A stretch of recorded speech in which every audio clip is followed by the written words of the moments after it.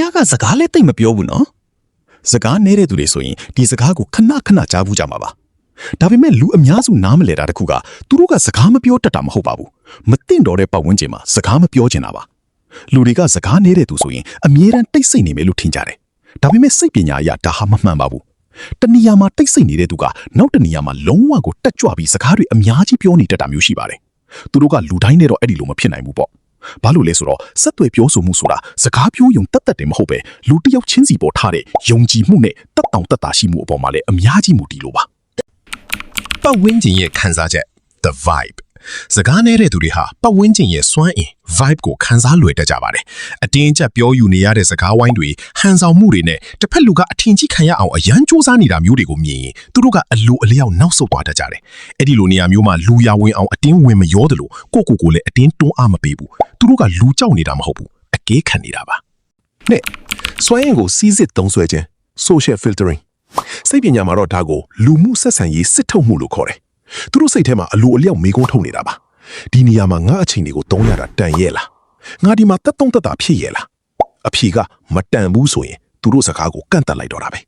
ဒါပေမဲ့ကိုယုံကြည်ရတဲ့သူတွေနဲ့ဆိုရင်တော့ဟာတာတွေပြောမယ်အမြင်တွေဖလှယ်မယ်စကလုံးတွေကိုတိတ်စဉ်းစားမနေပဲလွတ်လပ်ပြောတတ်ကြပါတယ်3စိတ်ပိုင်းဆိုင်ရာလုံခြုံမှု psychological safety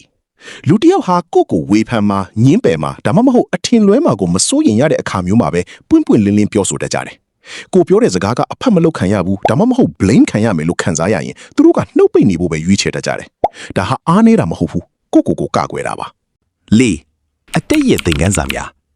းတချို့လူတွေကအရင်ကစကားအများကြီးပြောခဲ့ဘူးတဲ့သူတွေပါဒါပေမဲ့သူတို့ပြောတာကိုဘယ်သူမှအလေးမထားတာကြားဖြတ်ပြောခံရတာဒါမှမဟုတ်ပေချခံရတာတွေကြုံလာရတဲ့အခါသူတို့ကစကားကိုရွေးပြောတတ်လာကြတယ်နေရာတိုင်းဟာသူတို့အတန်နဲ့မထိုက်တန်ဘူးဆိုတာသူတို့သိသွားကြတာပါငါစစ်မှန်မှု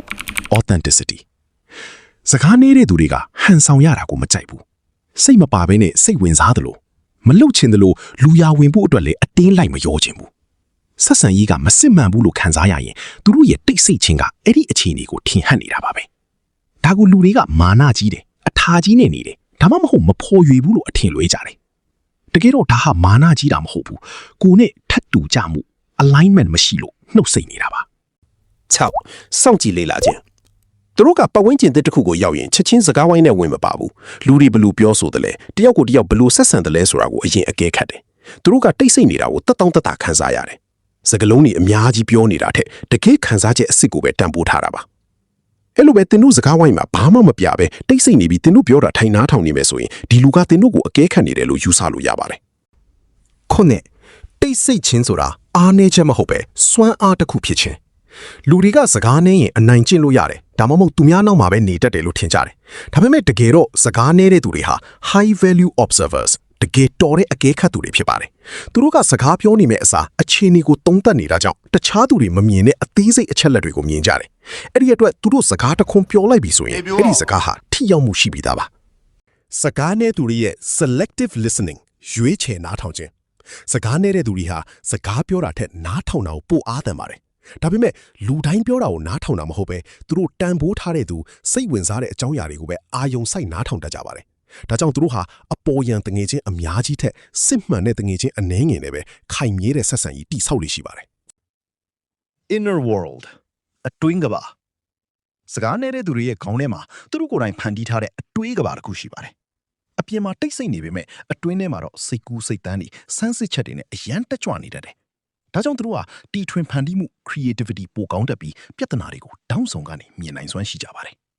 mirroring တုံ့ပြန်မှုဆိုင်ရာစိတ်ပညာစကားနေတဲ့သူတွေဟာသူတို့နဲ့စကားပြောတဲ့သူရဲ့စရိုက်နဲ့ရိုးသားမှုကိုပြန်ပြီးရောင်ပြန်ဟပ် mirror ပြတတ်တယ်တစ်ဖက်လူကရိုးသားရင်သူတို့ကပွင့်လင်းလာမယ်တစ်ဖက်လူကဟန်ဆောင်နေရင်သူတို့ကပိုပြီးတိတ်ဆိတ်သွားမယ်ဒါကြောင့်တယောက်ယောက်ကမင်းကစကားနဲတယ်လို့ပြောလာရင်အဲ့ဒါဟာသူတို့ကိုယ်တိုင်ကမရိုးသားနေလို့လည်းဖြစ်နိုင်ပါတယ်ဒါကြောင့်တယောက်ယောက်ကခမ ्या ကိုစကားသိမ့်မပြောဘူးနော်လို့ပြောလာရင်သူတို့မြင်နေရတာခမ ्या ရဲ့တစ်ဖက်ချမ်းကိုပဲဖြစ်ပါလိမ့်မယ်ခမ ्या တက်တောင့်တက်တာမဖြစ်တဲ့နေရာမျိုးမှာခမ ्या ရဲ့တိတ်ဆိတ်ခြင်းဟာအဖြေတစ်ခုပါပဲတိတ်ဆိတ်နေတဲ့မိကြီးဟာအနက်ဆုံးဖြစ်တယ်လို့ပဲစကားနေတဲ့သူတွေရဲ့နောက်ွယ်မှာလဲဘယ်သူမှခန့်မှန်းလို့မရတဲ့အနက်ဆိုင်ဆုံးအတွေးအခေါ်တွေရှိနေတတ်ပါတယ်သူတို့ကိုစကားမပြောလို့အားတယ်လို့မထင်ပါနဲ့သူတို့ကစကလုံးတွေထက်အတိတ်ပဲကိုပိုတန်ဖိုးထားလို့ပါ စကားနေတဲ့သူတွေမှာပြောစရာမရှိတာမဟုတ်ပါဘူးဒါပေမဲ့မသိတော်တဲ့ပတ်ဝန်းကျင်တစ်ခုဟာထက်မြက်တဲ့သူတယောက်ကိုတော့နှုတ်ဆက်သွားအောင်လုပ်နိုင်စွမ်းရှိတယ်ဆိုတာသူတို့သင်ယူခဲ့ပြီးလို့ပါပဲဒီအကြောင်းအရာလေးကခမည်းအတွက်စဉ်းစားစရာတစ်ခုခုရစီမယ်လို့မျှော်လင့်ပါတယ်ဗျ